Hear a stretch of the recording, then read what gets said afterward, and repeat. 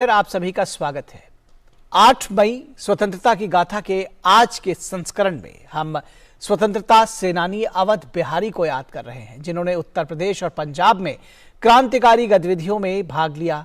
हम स्वतंत्रता सेनानी भाई बाल मुकुंद को भी याद कर रहे हैं और स्वतंत्रता सेनानी और लेखक रमेश चंद्र झा को उनकी जयंती पर श्रद्धांजलि भी दे रहे हैं। हम उस समय को भी याद कर रहे हैं जब महात्मा गांधी ने अपने देश के तथाकथित अछूत समुदाय की दुर्दशा को उजागर करने के लिए 21 दिनों का उपवास शुरू किया था। देखिए ये रिपोर्ट।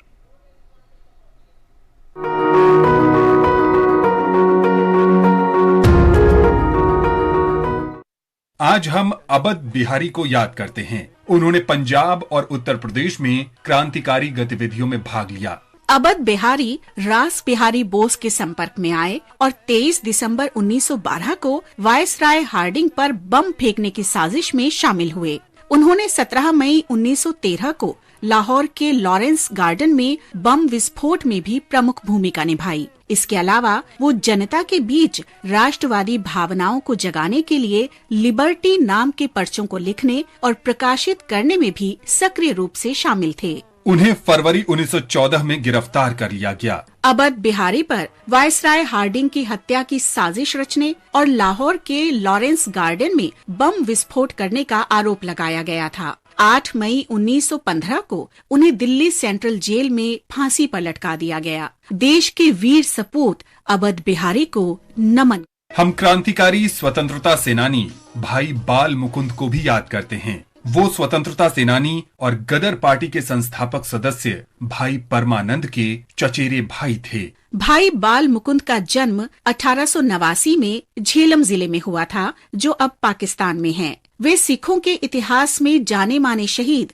भाई मतीदास के परिवार से थे, इसीलिए उनके नाम के साथ भाई शब्द जुड़ गया। भाई बाल मुकुंद की राष्ट्रीय आंदोलन में रुचि तब पैदा हुई जब वो छात्र थे। स्नातक की पढ़ाई के बाद उन्होंने अध्यापन किया, लेकिन अपनी राष्ट्रवादी भावनाओं की वजह से वे स्वाधीनता संग्राम से जुड़ गए। 23 दिसंबर 1912 को जब लॉर्ड हार्डिंग दिल्ली में एक मार्च में चांदनी चौक से गुजर रहे थे तो उन पर बम फेंका गया। वायसराय को केवल मामूली चोटें आईं, लेकिन उनके परिचारक की मौत हो गई। 5 महीने बाद 17 मई 1913 को लाहौर के लॉरेंस गार्डन में कुछ यूरोपीय लोगों पर भी एक और बम फेंका गया। जांच के बाद भाई बाल मुकुंद को जोधपुर से गिरफ्तार किया गया। उस समय वे जोधपुर महाराजा के पुत्रों के शिक्षक के रूप में कार्यरत थे। बम विस्फोटों की जांच के बाद दिल्ली में उन पर मुकदमा चलाया गया और भाई बाल मुकुंद को मौत की सजा सुनाई गई।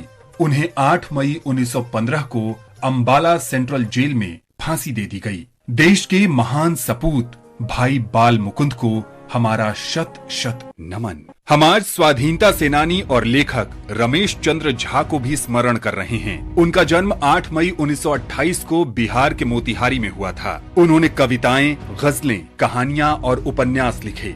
उनके लेखन में देशभक्ति की भावना भरी है, जिसने लोगों को अंग्रेजों से लड़ाई के लिए प्रेरित किया। रमेश चंद्र झा के पिता लक्ष्मी नारायण झा जाने माने देशभक्त और स्वाधीनता सेनानी थे, जिन्हें अंग्रेजों ने कई बार गिरफ्तार किया था। लक्ष्मी नारायण झा तब भी गिरफ्तार किए गए थे जब महात्मा गांधी सत्याग्रह के लिए चंपारण आए थे। रमेश चंद्र विद्यार्थी नेता बन गए और अंग्रेजों के विरुद्ध प्रदर्शन करने के कारण स्कूल से बर्खास्त कर दिए गए। 1942 में भारत छोड़ो आंदोलन में सक्रिय भागीदारी के लिए उन्हें जेल भेजा गया। कैद में रमेश चंद्र ने भारतीय साहित्य की पढ़ाई की और इस प्रकार स्वाधीनता के बाद कविताएं, गजलें और उपन्यास लिखने लगे। उनकी प्रमुख पुस्तकों में भारत देश हमारा, जय भारत जय गांधी, जवान जागते रहो और चलो दिल्ली शामिल हैं। उनका उपन्यास अपने और सपने चंपारण की समृद्ध साहित्यिक विरासत की कहानी है। 7 अप्रैल 1994 को रमेश चंद्र झा का निधन हो गया। इस महान राष्ट्रवादी लेखक को नमन। 8 मई 1933 को महात्मा गांधी ने अस्पृश्यता उन्मूलन के लिए 21 दिन का उपवास शुरू किया था। उन्होंने इसे राजनीतिक विरोध की बजाय आत्मशुद्धि के आध्यात्मिक कृत्य के रूप में वर्णित किया। गांधी जी डॉक्टरों की स्वास्थ्य चेतावनी के बावजूद पूरे 21 दिनों तक बिना भोजन के रहे।